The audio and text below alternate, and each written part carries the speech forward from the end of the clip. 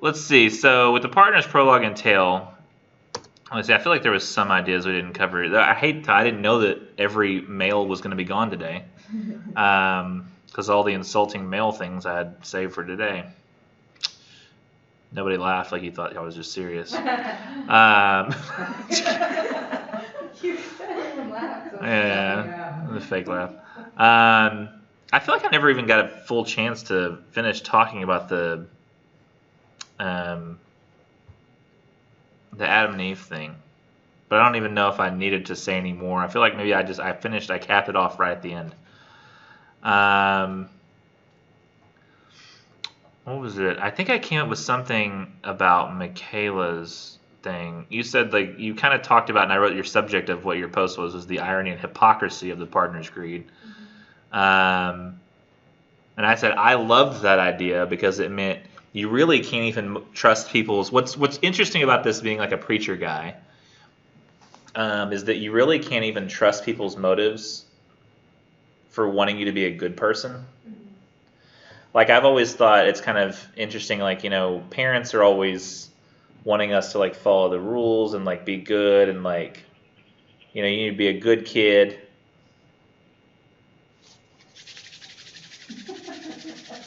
I couldn't tell if you were using sanitizer or just making noise. It's literally freezing in here. Like. Oh, so you're, like, having to heat it up. Yeah. Oh, okay. Every day that I come in here, my toes are, like, literally purple. My toes are purple right now. And, like, I'm so cold. It sounds like when it comes to the temperature, somebody's greedy. No, that actually wouldn't be true because the heat, it's air that's on, I'm sure, that's causing it to be cold. They probably have to keep it cold all the time because they don't know if they're going to have 25 kids in there all trying to feverishly learn physics, or if they're going to have one kid in there learning British literature without much passion, so that not even the heart is pumping. And it's just, it's hard to distinguish between the two groups and then have the temperature adjust itself accordingly. If you could, though, however, if you could find a way, lower the projector from the ceiling closer to you. Those little fans are hot. I know this from experience. Little fans pushing out that light. If you could... Stand on the table here. I am not going to make any official suggestion of you standing on the table because then it would result in you falling and you wouldn't be getting attacked, but it would be a scenario where I would watch you fall down and hurt yourself, and I would have to call the other campus and say, I think this girl fell. They're like, is she hurt? And we're like, we don't know. She isn't responding. And they're like, that doesn't sound good. I'm like, I know, right? They're like, should we call 911? I say, I'm not qualified to make that assessment. What? If Emily's not talking, there's something wrong. That's true, but it could just be that you're like, man, if I don't talk right now, we don't have to do anything else the rest of class. And so, like, I don't know, I can't distinguish. They've got to come check on you and make sure you're okay. And I'll say, like, send your most awkward male employee down there to check on her. That way, like, if it was just some female you felt comfortable around, then they would, you'd be like, you would. But if it was like you were really passed out, you'd stay passed out, and the awkward male would be like, excuse me, ma'am, and you're like not doing anything. I'm like, okay, she's really out, because otherwise she'd be like freaking out, like, go away, who are you? Why didn't you send the more comfortable people and be like, we had to really know for sure? Why am I still talking? So. Really, you can't trust people's motives for wanting you to be a good person, according to the partner that we see here. And I'm thinking like almost like a parent, where I feel like this applies to so many things. Like when I've thought about, in fact, it applies most to me with like teachers, not so much parents. Because you ever had teachers like they'll put you in a classroom and they arrange you alphabetically?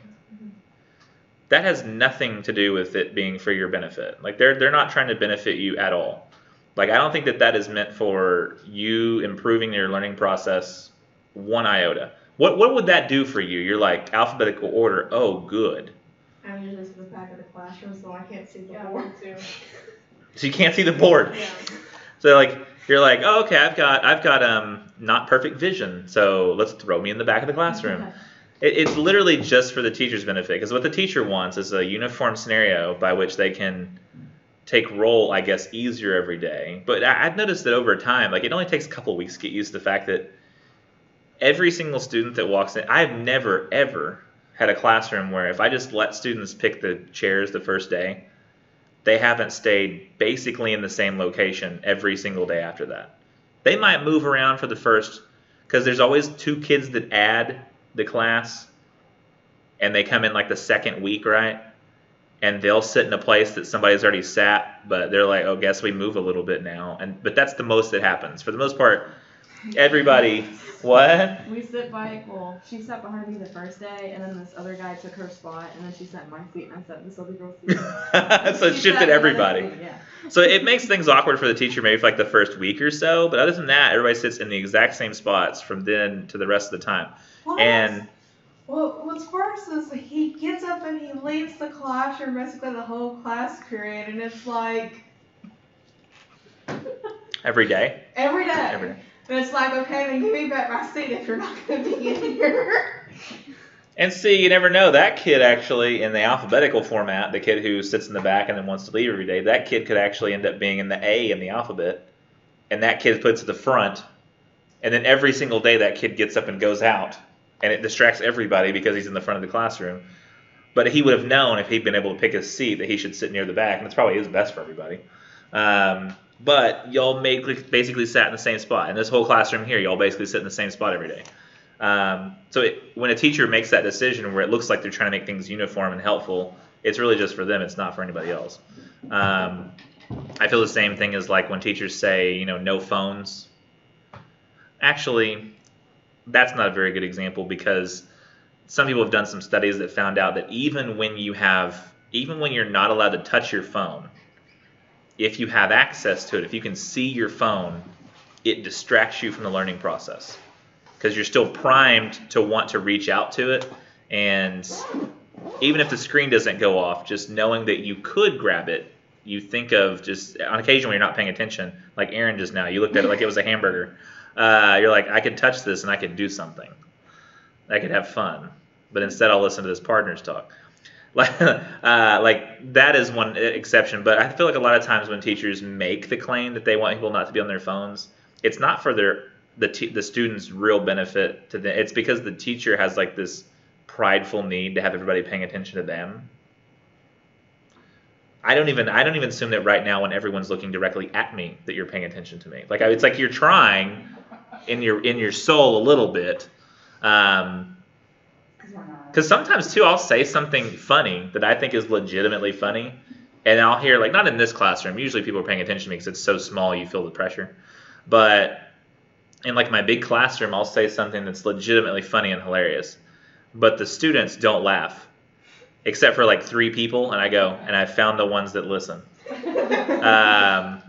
Weirdly enough, and I'm not saying anything about whether that they're actually better students or anything, but I've noticed that more often than not, the ones who are the ones who I can tell have been listening to me the whole time are people who came from a homeschool background. Really? Because public school students, I think, are used to ignoring their teachers. No. Because the teachers, they don't even like the classes they're teaching in public school. You can tell, like, since the testing thing took over and it's everything now, you can tell the teachers are just like, all right, everybody sit down, we're doing blah, blah worksheet today. Or, hey, guys, there's a football game this afternoon, so let's do some Kahoot. That's a fun game, though. What? So that's a fun game, though. It is fun, but it sidesteps the actual learning process. You don't have to actually do anything. You're just like, Kahoot. And I think some of the teachers, they don't even look at the test first. They're just like, and Shakespeare. Click. And they're like, man, we didn't read this. Answer it. Like, I'm grading papers.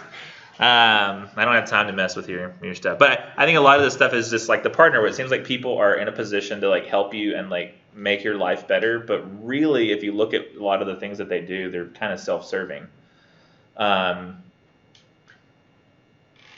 Have y'all noticed that before, like in other places beyond just the partner here? Which I thought it was kind of a good point you made when you pointed out the hypocrisy of the partner's greed. He's supposed to be a guy who's helping people, and he's profiting off. And not only that, wait, were you the one that pointed out too that the story itself is hypocritical for him to tell? Mm-hmm. Yeah, that's what it was. And like there was this one part, like, well, when he was, I think it was a prologue when he was telling about himself, that he was like, oh yeah, he was talking about like this widow and her children that he like took money from. I was like, well, those are like literally the people you're supposed to help. But it's like, Specifically, yes, those are the people you need to help, and you just took money from them. Yeah. And he like said it. Well, I guess he like drunk. Yeah, he said I hate. What did he say? Almost like he said. I think it was the phrase, like I would take a widow's like last nickel or something like that, or like last farthing or however he puts it. But he's like, because it's gonna make my life better. It's kind of. It reminds me of so many areas of society, like medical insurance salesmen, or like not sales, like the company people, the people who run the company. They're like, we really don't want to pay out on this cancer treatment because that's going to be bad for the stockholders. But if you think about what he's technically saying, he's like, we need to make it where this person will just die so they don't keep costing us money. Even though that's technically what the company is designed to do, right? To allow people who come into hardship and aren't prepared for like the financial problems of a sudden medical diagnosis to be able to afford to, live. But they're like, we didn't realize that this person was going to ever, our risk analysis didn't tell us that this person was going to eventually need to live. We thought they'd be fine. Damn you and your knee surgery. This is not a necessary expense. That's what they always say, right? They were like, this is elective. Like I need to walk. They're like, no, walking your job doesn't require you to walk enough for us to pay out on this knee surgery. Ooh, a $50 wheelchair. Yeah. You're on a roll. You're just gonna roll everywhere now because who needs walking, And you're like, but I'm a teacher. And you're like, yeah, but they can just kind of lean up, But it'd be hard to teach from a sitting position. I could do it, but I saw teachers when I was in college do it before. Oh yeah, I literally did not even think of the irony of this. I don't consider this to be not that I don't consider y'all to be my real students. I don't consider this to be my real classroom. Do you know what I mean? This is not like when I think of, like you have like your guest house and then you've got like your real house, and sometimes you go to the guest house and you sleep, but then you like. Do you have a guest house? I actually don't. I don't know why I said that. I have a shed. Oh my gosh. You let people sleep in your shed? What is this like? Okay, this is like you have your house, and like sometimes you go on vacation, right? And you stay in like a new place, and so you have your shower, and then you've got like the hotel shower. And it works, and it does shower things, but you'd really like to be in your own shower, right? Yeah. Yes, you've got all the things there that you want. You've got your right body soap, you got your right shampoo, you brought all the special stuff that you need in the shower. So I've got students just like I need here, but it's just not the right location. Like I can't enjoy it as much because it sounds different and it gets hotter where it shouldn't, and Mine is a toilet. My toilet. Nobody else's. Oh, I thought you were saying you take a shower in your toilet. I was very confused. My pet tries to, but not me. I was like, you're doing this very wrong. Let me explain to you how this works. That'd be more of a bath. Very Why tiny not? bath. Let's find the loose roll. I got to thinking about insurance companies, like GoFundMe Yeah. is like the partner. Crap. Where they're like, they take all your money and they take a giant portion of your money. It's like, this is going to help somebody who's got a cancer diagnosis. And they're like, we're trying to help raise some money for them. And the GoFundMe is like, we need like half that money. Or however much it is. Or like 10% of that money. Because we have a website that connects, I guess, banks and credit cards to, which is technology that already exists. I didn't know that they did that. They take a portion, definitely. The same too with, you ever heard of the website Kickstarter? Mm-hmm. Where they take a portion of like the money that you donate to like some Person who makes wants the to game. make a thing. Yeah, it usually is used for games. That's the thing I've seen it used the most for. It'd be funny to see like somebody say, I want to start my rap career, and they have like a Kickstarter for their. I never do GoFundMe.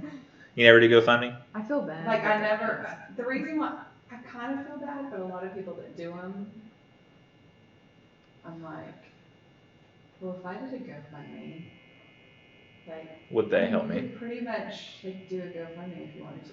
You know what I mean? Yeah. Just because. And I know some people like really honestly need it, but kind of so I have to go to school. I'm not working. And I saw one time Like, where who's gonna pay my bills? You know Right. what I'm saying? like I feel bad for you, but you kind of just have to make it work. You know, like. you have the seasoned adult view that I also have. It's kind of like, and here's one of the things. This is gonna sound crazy. Like you're like, this shouldn't be political, but it is. It's one of the reasons I think the healthcare thing. I totally understand people wanting to like have healthcare be like education. We're still kind of out on because that makes it's an elective thing where you decide to better your life or not.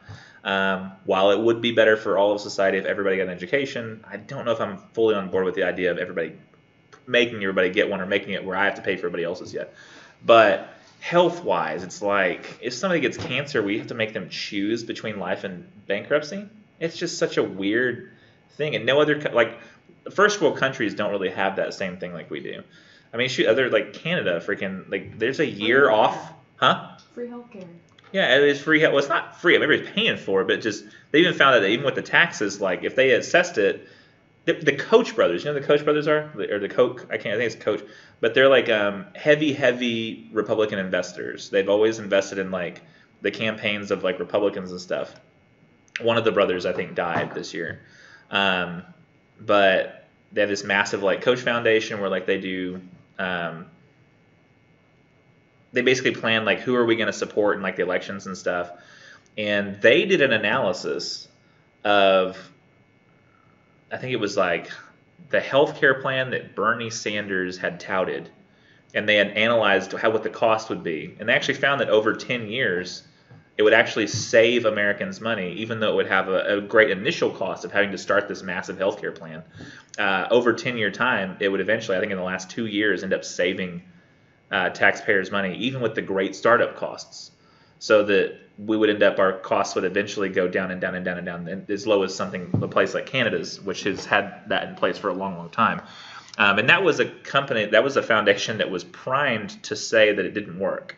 Like there's no way that this would work. And they said, well, they showed that we're over time actually going to be successful at this. And they were the people who were interpreting the data on like various news programs were like, no, but look, and you look at the first 3 years, it's very expensive, or something like that. But it ended up not being that much more expensive because we pay way more in healthcare than any other first world nation. And like Canada gets like, if you're pregnant, and you have a baby, you get like a year off, a year. And if you get tired of being off, you want to go back to work, your husband can take the other 6 months. It's crazy. Like we get no paid time off guaranteed for people who are pregnant. On Netflix called Working Moms. Yeah. And they're from Canada, and they all take like a year off. And so like when one of the moms was like, "I'm going back to work," he was like, "But you don't have to." Like I can't say it. I can't take care of you anymore. I always found shows like that are interesting. Like there was that one show that came out about like a lady who. This guy was like stalking her and wouldn't stop bothering her, and she went to a cop and said, how do I get rid of this guy? And he was explaining, well, you buy these dummy rounds for like your shotgun, and you put them in your shotgun, and you have to fire off 2 dummy rounds when he comes in your house and hit him with them, and then he's already coming at you, and so then you can have a third round in the chamber that's actually the real shotgun round, and you can hit him with that. And I was just like, I don't understand this movie at all. And then like I realized that it was set in California. And I was like, the moment he walked into her house and she said, you can't be here, she can shoot him. And this movie would be over very quick in Texas. Yeah. But she was like, had to have an excuse to shoot the guy in California. And I was like, it's weird. But yeah, Canada working mom, she's like, why are these people working? Yeah. What's going on? Like, why are the moms having to go to work after 6 weeks? Because like even like the good employers are like, we'll give you like 6 weeks. After that, it's like Medical Leave Act. And we don't pay you. We're replacing you. Yeah, that's kind of how it goes sometimes. But it's very strange that we live in a country that we have such a high GDP, and we're like one of the best off in like the world, yet people have to choose between living or bankrupting their family, or like dying and saving their family money. It's just kind of a sad thing, and it's very like in terms, I guess, of a society, like kind of greedy as a society, which is weird because like we're willing to pay for. We may not realize this anymore that it's like, but we imagine like it was reversed, right? Healthcare we had fine, but police we didn't have that guaranteed. Like if somebody was robbing you, you had to hope that you had like a subscription plan to the police. Well, like you like police insurance. If we're not careful, that's the way it would be. Right, and like if you you call 911 and they're like, sorry, are you like if you're a gold plan member plus one, okay, one. Somebody's trying to kill you. Yeah, like somebody's trying to turn them. Sorry about your bad luck there. And they're like, sorry, like we have callers on hold. If you would please, 15 minutes. Yeah, like all lines are currently busy. And then it's like advertising you like a new plan that you can add while you're on the phone. They're like, yeah, I haven't really been using my police, so I was thinking I might cancel. And they're like, but would you instead like to raise your rates and go to the gold plan? You're like, no, I'm just not going to use it anymore. And of course, that's the next week you get robbed. But yeah, imagine if that was reversed. We were like, no, we need police. We back the blue. It's like everybody's so on board with police, but if it were the I don't know, in a sense that, well, you are from a perspective where you have a husband who's in the. Even if you watch the news now, like the. What are you saying that people use that as like a call, like they use it as like a talking point, but then they don't actually support people? Is that what you're saying? Yeah. Yeah, it's totally true. Yeah. Like the troopers being in Dallas. Have you seen that on the news? I haven't seen that, no. And so Governor what's his name, said they all have to go the troopers have to go to Dallas. Abbott? Yes. Yep. The troopers have to go to Dallas to help out Dallas PD because there's not enough officers to work, and so they were throwing them in. So they're not getting paid extra money to do that. So the troopers have to go from whatever county they're in and go and work in Dallas, which they're not trained to do. They're not trained to do that. What's the difference? Yeah. So they went and did it. They took hundreds and thousands of guns and drugs and money and all this stuff from people. Well, then the community starts complaining. We can't even leave our house without getting pulled over. Like, we want the troopers gone. That makes absolutely no sense. And they're like picketing the police station, saying, we want the troopers gone. We want our gun back. Give us our drugs back. Like, we can't even drive down the road without being pulled over. I'm like, well, if you're not doing anything illegal, you're not going to be pulled over. They can't just pull you over. Like, you have to physically have something wrong with your vehicle to be pulled over, or you have to be speeding or doing something illegal. Like, they can't just pull you over and be like, hey, I'm going to check your car. It's kind of scary though when they pull you over because your registration's off. Did you know? Yes, I did know. I saw that. I'm going on my way to do that right now. And they're like, no, you're not. And you're like, yes, I am. I was exactly what I was going to do. And they're like, oh, is that exactly what you're going to do for the last 35 days as well? And you're like, yes, it was. I just never made it because there's a Starbucks on the way, and I was on the way to work. I don't get that. Why do they have to? Could it be stolen or something? Like, they think it might be stolen? Well, that's money for the state. So Yeah, every day you don't get your car registered, you cost the state money. Yeah. I mean, it's money that they get, the counties get, the state gets, and so that's the reason why if you don't have it registered, well, then we're going to ticket you. Then if you don't pay the ticket, we're going to put a warrant out for your arrest. And then if you don't do that, then you get pulled over, then you get your car repossessed, you get your car, whatever, where they stick it in the lot, and then you get. It would have been really interesting if after this moment in the story, the partner story, like he kind of went and talked about how, because he's the partner and he's talking about greed, but he's himself very greedy and he benefits by that. It'd have been like, him not truly supporting the idea of not being greedy. It'd been interesting if he went in after that to talk about, like, somebody told a story that kind of played off of his, and the story talked about, like, when Moses goes up on the mountain to get the 10 Commandments and he comes back down, and they've already, like, they're worshiping the golden calf now. They're just like, oh, you were gone a long time. And, like, we know that you, like, got us out of Egypt and, like, we crossed the Red Sea and stuff. But like, this was so boring. Like, we didn't even know, like, we're, like, hungry and stuff. And so we start praying to another god because you're up there on that mountain or whatever. We're just, like, waiting for you. Because that kind of fits with those kind of scenarios with, the people not really backing the police, but they say they do. They're like, oh, we totally appreciate you until, like something is minorly inconvenient. Or I think finally they got some sense where I could have sworn this happened the last couple of days, but I was busy grading papers and I may have missed the news item. But the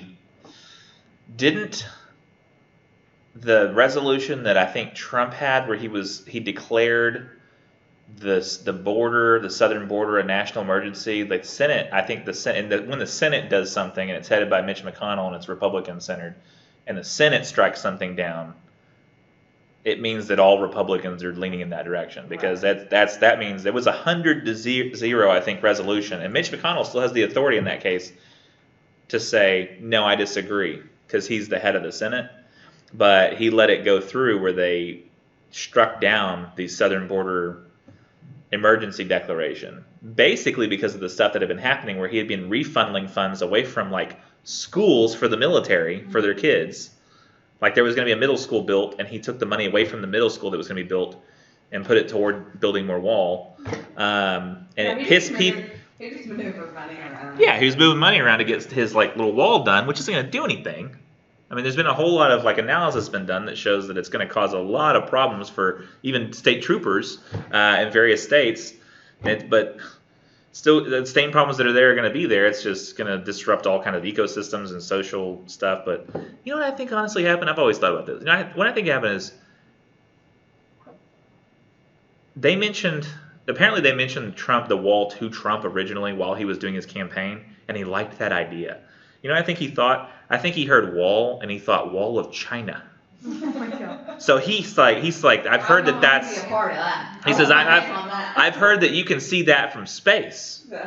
And he was like, I want a Trump wall. Yeah. I want to be able to see it from space, and there'd be like the Great Wall of Trump. I literally think that's what he thought. He thought he's already got these buildings he builds that are just like, he probably should be the biggest buildings, right?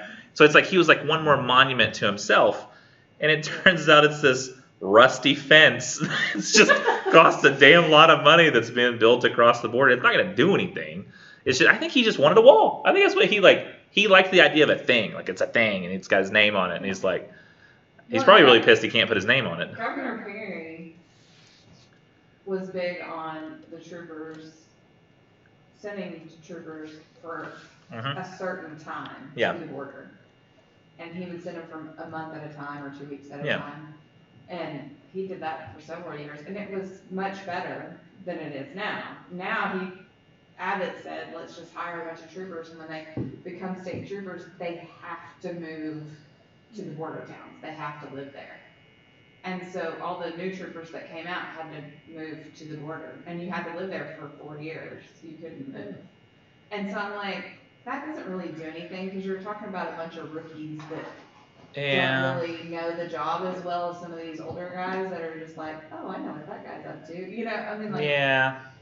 To me, that sounds too like Christy, my wife, she works at A&M Commerce, and she's told me that they have a pretty significant Korean population of students, people who come directly from Korea over here to take some classes here. And I don't know what program we have that allows them to do that, but they have a program for them to come to A&M Commerce and take some classes. And some of the kids seem very shocked by where they end up, because they're in Commerce, Texas, and they're like, what's going on? And it's because they read Texas A&M, and maybe they'd heard of that before, but didn't see the word commerce at the end, and means that's not the big A&M College Aggie campus. And I feel like the people you're going to get who become the troopers, who they say, okay, listen, full disclosure, you're going to go straight to the border when you become a trooper. The only people who are, like, first of all, the people who are going to want to do that are going to go, I don't want to do that. That sounds like crap. I don't want to do that. And so they just won't do it. And then the rest of them go, you know what? No, they're not thinking about it at all. They're like, I'm desperate for a job. I'll go do it. Or they weren't paying enough attention when the person said that and didn't realize they were going to have to do it. Most of them are young and not married. Yeah, young and unmarried, or like the rookie type. So they're not really fully prepared. It's kind of like the teachers who, when you say, okay, teachers, you have to teach this curriculum, and your test numbers are what's determine whether or not you're a good teacher. The really good teachers say, I have pride. I love what I do. This makes it suck. I'm done. And the ones who are like, I've got nothing else. If I don't sit here and hand out test packets, I'll just keep working. Yeah. That's what ends up kind of happening, is you push out the good ones in favor of the bad ones, because you're not really thinking about what is this actually going to do. And it shows you don't truly support that thing. Mm-hmm. You just you do whatever is convenient for you, and it goes back to the partner. All this stuff goes back to the partner. It really is all a form of greed. Selfishness is a form of greed, and when you just do something that benefits you, I'm really glad that like eventually like the Senate was like, look, we've gone about as far as we can with it. We're tired of you essentially taking money away from the military's needs for a wall, and they just said we're done with that. So we're gonna stop it, because they finally did get to the point where they said we're not going to support this anymore just because it's attached to you who we do support. We're going to say that the idea is bad, but we still support you. And I think that that's sort of how people should be. Like the people should be down there going, I don't think we should worship the golden calf. Like I don't think we should do that. It's a bad idea. What even Aaron was like not really stopping him. He was like, like he could have done more, and he ends up doing some of the speaking. I can't recall the story well enough, but God, it's such a there's very few areas of society where you can have an example like this with a partner. He really is like a man of God who's trying to get people to do the right thing purely because it benefits him. And it's such a weird thing. But aren't most people like that though? People always want to be benefited, yes. Well, it's kind of like Mr. White was asking us, I don't know, one of those presidential candidates, Yin Yang or whatever his name is. Yin Yang? You know what I'm talking about? He's one of the I think Asian so, Democratic ones. Yeah. And Oh, I can't remember that guy's name. For president or whatever, and he said he wants to give everybody $1,000. Like, would you take We talked about $1,000? that in ours. Yeah, and I was heard like, about first that. of all, I wouldn't, because We're in debt. there's not, it's got to come from somewhere. Like, they're not going to just, and he was like, yeah, but the money is not backed by anything like gold or whatever. It's just paper. And I'm like, I get that, but it's still got to come from somewhere. And, that doesn't make any sense. And he's like, you would take it. And I'm like, I think most people would, because most people are like, yeah, that's $1,000. They're not going to put any thought in it. And I said, most people are going to take stuff and not think about the true consequences. And then there are other people that are going to take it and then want to take yours and yours and yours.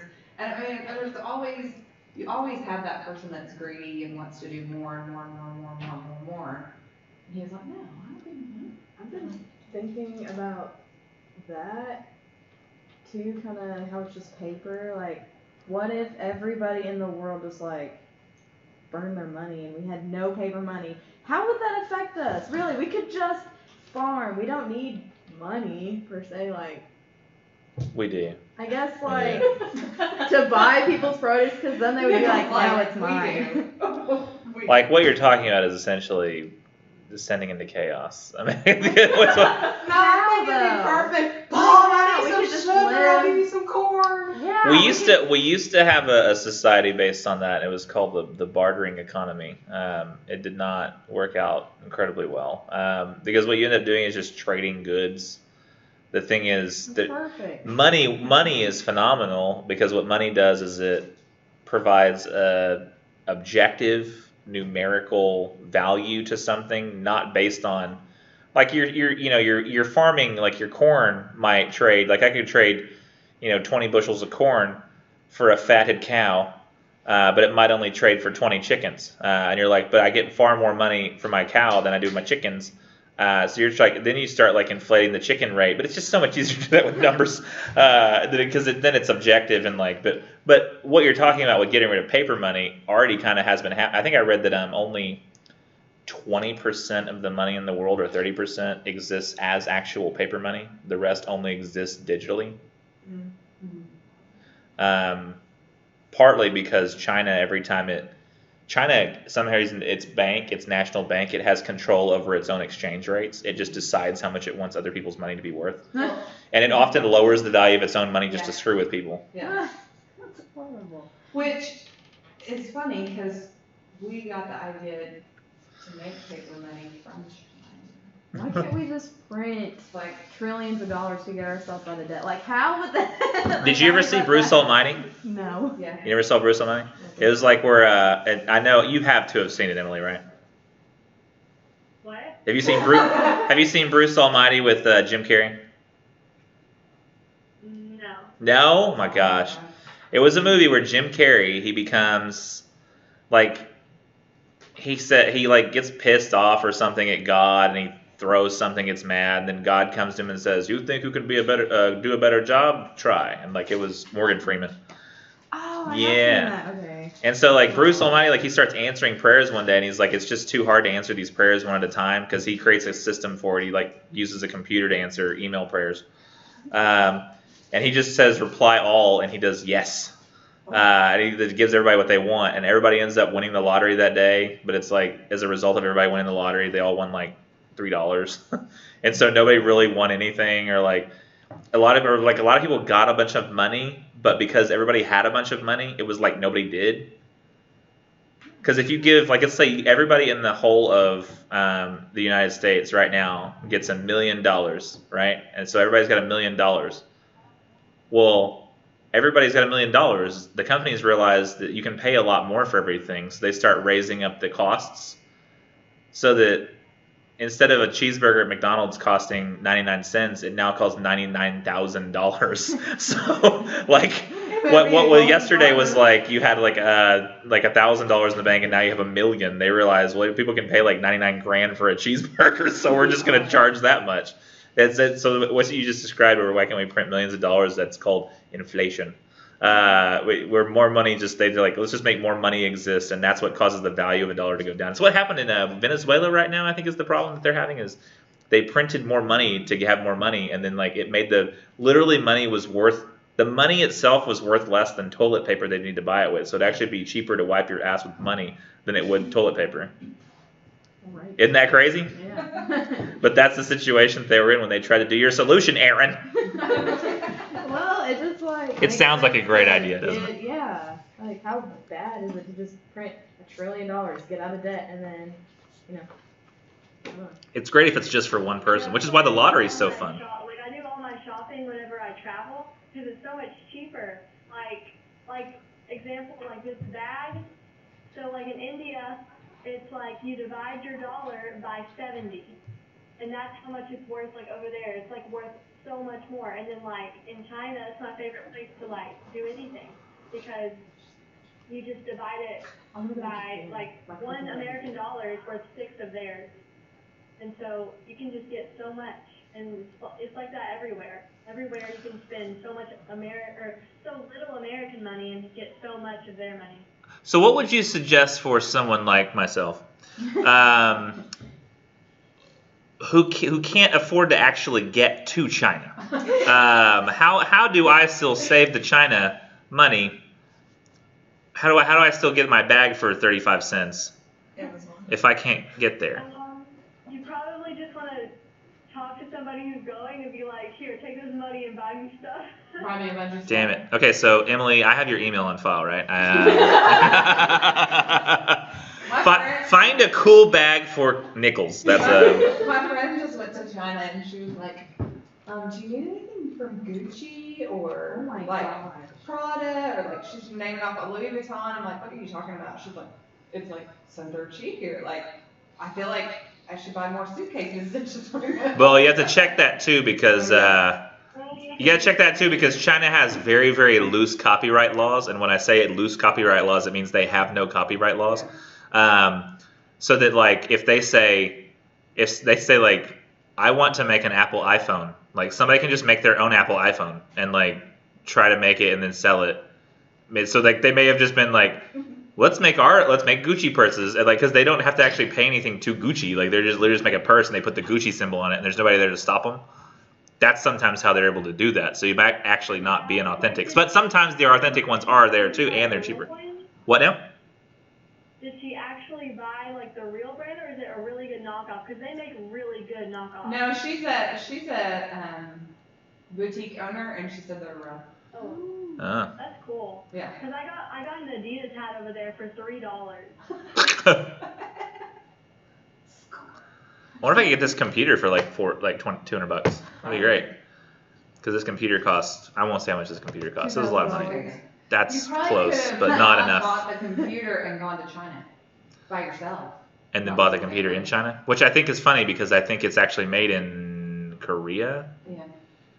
I can't remember who makes this, but it's an Asian company. It's not Chinese though, I don't think. Is Japan the same? Would it be cheap in Japan or no? No. Nah, Japan they have good economy. Yeah. My cousin's over there because he's in the Navy. He's over there for like 23 months. and my mom was talking about going. To Japan? Yeah. I mean, it's still cool. Yeah. Yeah. And if you get a way to go over there, excuse to go to Japan, go to Japan. I mean, Yeah. Your brother is? Cousin. My brother lived over there, and all he did, he was in Air Force, and all he did was snorkel every day. It's a Oh my calculator. gosh. I was like, it's a very weird looking phone. He said it was like the best thing ever. He's like, I didn't do anything while I lived in Japan besides snorkel. I feel like the food, like I'd only eat ramen noodles because I don't like. If I can't snorkel, then what's the point?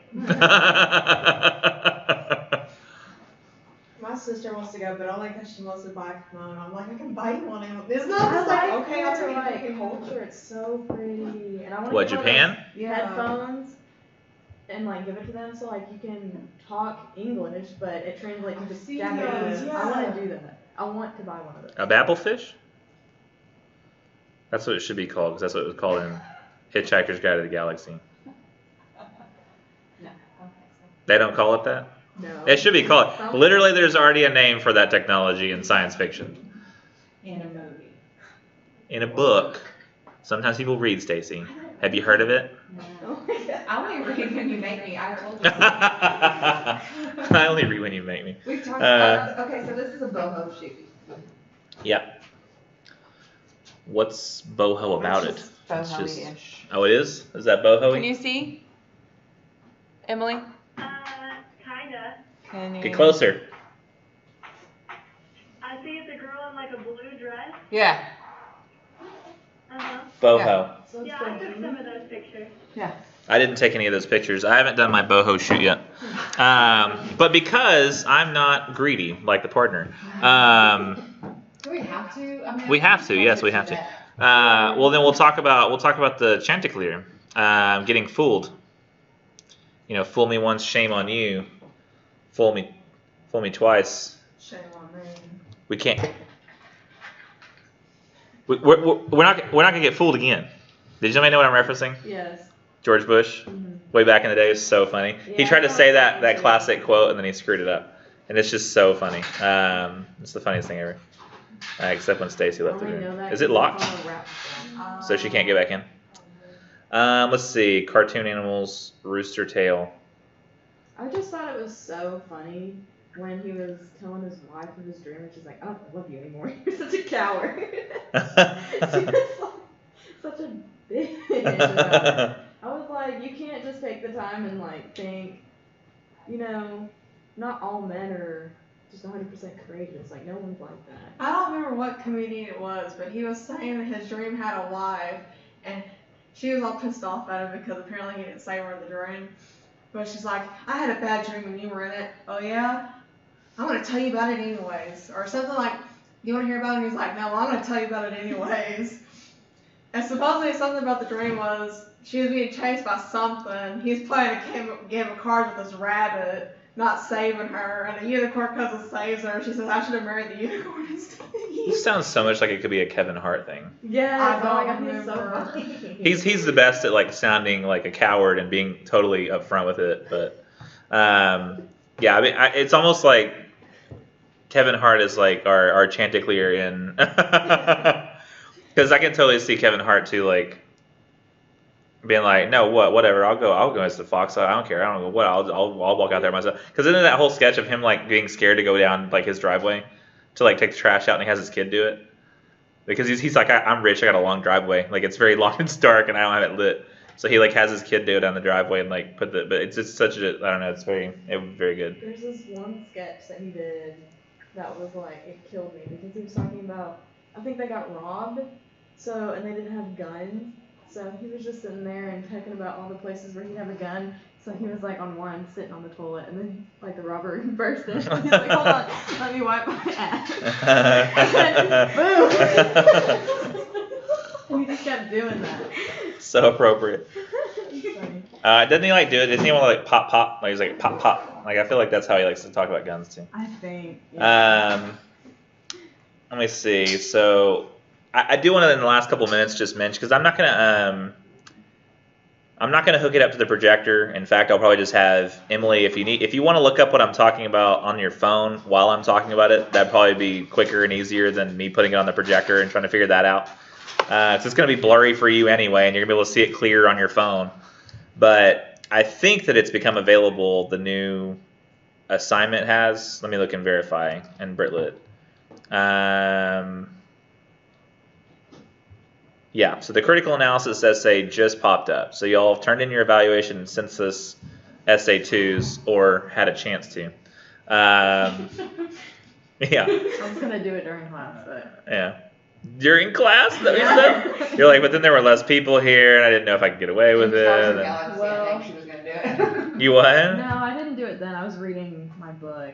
No. He had the audacity to make us write stuff, so I was like, well, screw it. No. The audacity, English class. No, of the Stars and Galaxies. Yeah. I Oh, was reading in his class, and then he's like, "You gotta write 3 things." I'm like, write 3 things. That was the assignment. About Black, everything blue, that you learn. It's about a White. video. yeah. Oh, okay. So we had So they to. kind of just threw us all because usually he's just talking blah, blah, blah, blah, blah. And yeah. it's like, so we're you just can't, like reading. yeah, I'm reading this whole class period because I don't understand a word he says. I It talks so fast. yeah, I saw you. I was like, This I is edited. recorded. editing. something. Editing? Somebody's phone. phone. Oh my gosh, it's so funny. It's like the worst class ever. So Emily, what do you do while I'm talking? Like right now? No, not necessarily right now. I'm just saying, like, or what could you do during an ITV classroom? Basically, let's pose that a hypothetical, not what you would actually do in my room, of course, but like, what could you do if you had the opportunity? What would you? Like, I'm confused, I think. She's like, I am not going to incriminate myself. Fine, Emily, don't play the game. Huh? She's like, are you trying to search me? Well, I mean, it's an ITV classroom. I know that, like, because you're not in the room. It's like you can't help it. You're gonna do something. Just staring at me the whole time. I mean, I'm not even there. But she didn't even have a computer out, so she just like. Right. So she's just gotta like chill, and like, there's no way you can just pay that much attention to the screen the whole time, especially when the interesting stuff isn't even on the interesting stuff. But I can't just turn around the whole time like that, and they won't. I could be on that side of the room, but then I couldn't see Emily, which. That just means like I don't care about the other people on the other campus, but I care that they see me. But that's another pride thing. That's like, everybody look at me, look at me. You're kind of like that though. Well, yes, but I figure if you can hear me. A mirror right behind, like, here, turn around, look at me. That's actually brilliant what I just heard you say. Where can I find a mirror? Like, I can put a mirror here that points at my face, Yeah. and it's just like there. I almost hit myself in the face for some reason. I don't know. Why don't I do that? Hey, wait a minute. Hold on. Wait, I can't use, if I could use for some reason, I have this little recording thing, right? And it'll show my face. Like, I don't know why like right here on my screen, there's a tiny picture of me. I wish I could make that, like, fill the whole screen while I was recording. Because then you could just see me on my screen pointed at me the whole time I'm recording, which is the same as a mirror. But I can't do that because I've tried to figure that out before. I never stopped the recording from the last class. Oh. It says it's going for 3 hours. Oh. I thought I was like, I looked down and I went, I don't remember starting the recording, and I was like, apparently I did because it's recording. I didn't remember doing it, but that's why, because I never stopped it. I just cut the file in half, and it's not that hard, but it's just like Chinese currency. I just chop it in half and make it 2, and done. So the one thing I'm going to do before we get out of here is I'm going to talk about the critical analysis essay, which some people have done that before. It's where you're having to, I mean, I can go over it real quick and basically tell you there's a sample essay on there, like there always is for this assignment, but It sucks. I mean, kind of. Okay, so the other essay that you've done where it's the evaluation synthesis, you kind of talked about your personal opinions and your feelings and thoughts on the matter. On this one, it's not like that. You're going to for those of you who did like AP English in high school, I think it's going to be very helpful. Did you happen to do AP English, Emily, in high school? I did dual credit, so I had Dr. Bailey. Okay, so you never did any AP English. Wait, what? You never did any advanced placement English, right? None of not even the pre-AP? Just the dual credit. Okay. Because this is something I feel like people who've done AP before, they do a little bit better. Or it's just more natural because they had to do it a lot. But it's something. You haven't been to school in 25 years? Yeah, that'd be pretty hard if you hadn't been to school in 25 years. So you're talking about the critical? Critical. Okay. But it's called something different now. Instead of critical evaluation, it's called critical analysis. Still the same paper. Changing it up. Yeah. I changed the names because I realized after 3 years of using those names, they're stupid names. They didn't make any sense. They were the opposite of what they were supposed to be. It was just kind of like I gave it a name, and then I went, wait, it doesn't actually work like that in practice. So you just pick a reading like you did before. It's got to be a reading you haven't written about yet. And what you do is you pick a very small selection, like a line or something from somewhere in one of the works of literature we've done. And then you break down that line and like how it sort of applies to the whole work of literature. What I'm going to do actually is I'm going to create a video that is me going through the whole process of critical analysis, the assignment, talking about how I'd approach it, doing it with a sample short story, and then coming up with the ideas that I would do for it. And that's going to be like a little video that I have on our YouTube, because trying to hook it up here and I can read you a sample essay real quick, and if I hook it up to the thing, it's gonna. Y'all can look it up on your phones and have the sample essay in front of you while I'm talking if you like. But I think it makes more sense almost to talk about what we're doing by reading the sample than it does by. But I think when you do that video, that should be more self-explanatory. Because I think even reading when I initially did mine last year or last semester, I think it was just more difficult when I was trying to like listen or read the sample one. Yeah. Because such high expectations for myself. On the sample? Yes. Oh, okay. But I was like over analyzing, so I rewrote mine like 3 or 4 times. Because I was just like, I can't, this doesn't make any sense. I'm glad it includes there's one of the ones that was really like out there. That never included that one because interestingly, it was only a 99, but it was like harder. I said everybody else around me said the same thing. That the sample essays like set such a high bar. That all the sample essays do, or this one? This one. Oh, okay. Yeah, it can be hard. I mean, you shouldn't have to feel like you have to reach this, but. Well, I know, but you try to like imagine in your head, okay, I gotta find this specific thing that kind of makes sense of the whole story. And in these stories, to read these over and over and over and find something so minute. Yeah. It's very difficult. And those who haven't heard what I've anything about this yet, this could sound very confusing. So I'll just say basically what you do is you pick a selection from the story, like whether it's a line or 2, maybe 3 of like say one of the works of poetry we've done so far, or even something in the future that we haven't done yet if you want to read ahead. But there's a really great example out there of something we haven't read, but it's like it's not just this sample that we have, but there was like I can't remember if it was Hamlet or Macbeth that a guy wrote an essay about that I used to use as a sample, but he took like 3 or 4 lines from Macbeth where it's like the mother in Macbeth is watching a play within the play Macbeth.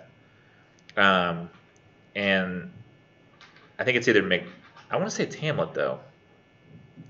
Let me see. What is that? Where's that line coming? The lady doth protest too much, methinks. Yeah, it's from Hamlet. Okay, so it's from Hamlet. So, which makes sense because I was talking about they're saying it was Macbeth, and then I was like, but it sounds more like Hamlet. So, in this little fake play, what happens is like this lady is like complaining about some situation, but it kind of the whole reason Hamlet wanted her to watch this little play in the first place, his mom, is because he thought it was kind of about how bad she was being. And so at the end of he has, what's your opinion on this little play? And she said, the lady doth protest too much, methinks. Because the lady in the play was really having a problem with the moral issues that were involved with what she was doing. And it was kind of what Hamlet suspected his mom of doing, but he actually at that point knew. And she said, the lady's getting too worked up about it, basically.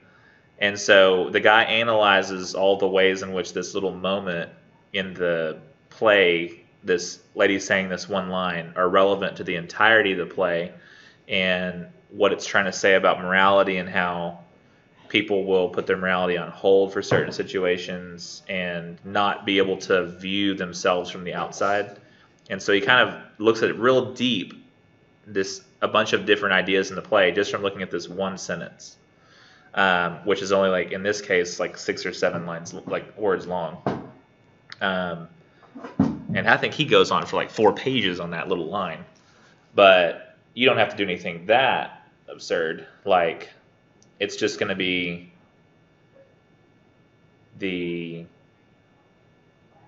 Here, let me read this paragraph real quick. It says, the critical analysis should unfold or unpack the meaning and workings of a literary text by looking at a very small selection from that work, like a sentence or a phrase or a word, but not merely the title of the story. And then analyze the piece you've chosen in context of the author's purpose and or the text as a whole. So try to provide compelling thoughts about the themes and subject matter as well as show true insight through closely reading one small aspect of that work. It says don't analyze the author's ideas from a personal standpoint. So basically don't offer your opinion on whether the author is ultimately right or wrong about the values or ideas he or she is trying to convey. Be objective and analytical. You kind of need to think of this as a dissection in which you're trying to discover the many purposes and achievements of one small organ within a full organism. Fully and thoroughly analyze the piece you choose. So basically the selection you choose, you think of it as like, say, the gallbladder or like a thyroid. And you try to say, okay, well, if the thyroid, what are all the effects that, say, the thyroid has on like the body? And like, how does it help all those processes succeed? So you're looking at like all the different themes and all the different like subplots that are going on and how it relates to basically everything that's happening. And the sample essay that somebody had written does this story called Rose for Emily, and it says, only Miss Emily's house was left, lifting its stubborn and coquettish decay above the cotton wagons and gasoline pumps and eyesore among eyesores. And so she analyzes, didn't you remember the Rose for Emily story? I think I've already mentioned it before. It's like this old lady, yeah, so you've read it before too, Emily? Yeah. But, it's basically the Rose for Emily story is this old lady dies, and then the first person narrator talks about who she was, talks about how she's from this old family in the town, and like they were well established and they had like this stately manner, but they've kind of gone down from their status as the world has become more modernized. Now they just kind of seem like this old stain on the town, like the old family name. Her dad dies, so it's just her. She tries to find some guy to like be with, but she just seems to be more and more reclusive and like stays in her home, and she's weird. And they say, hey, you need to start paying taxes. And she says, go talk to Colonel Sartorus. And they're like, ma'am, he's been dead like 10, 15 years. She's like, go talk to the colonel. And she like closes the door, and they're like, what do we do? Like, do we make her pay taxes? What? So some guy comes around. We think she has a boyfriend, but she doesn't. And then she's asking for like he leaves, and then she's asking for like arsenic. And they think she's going to commit suicide because she asked for rats. She's like, gotta get rid of rats.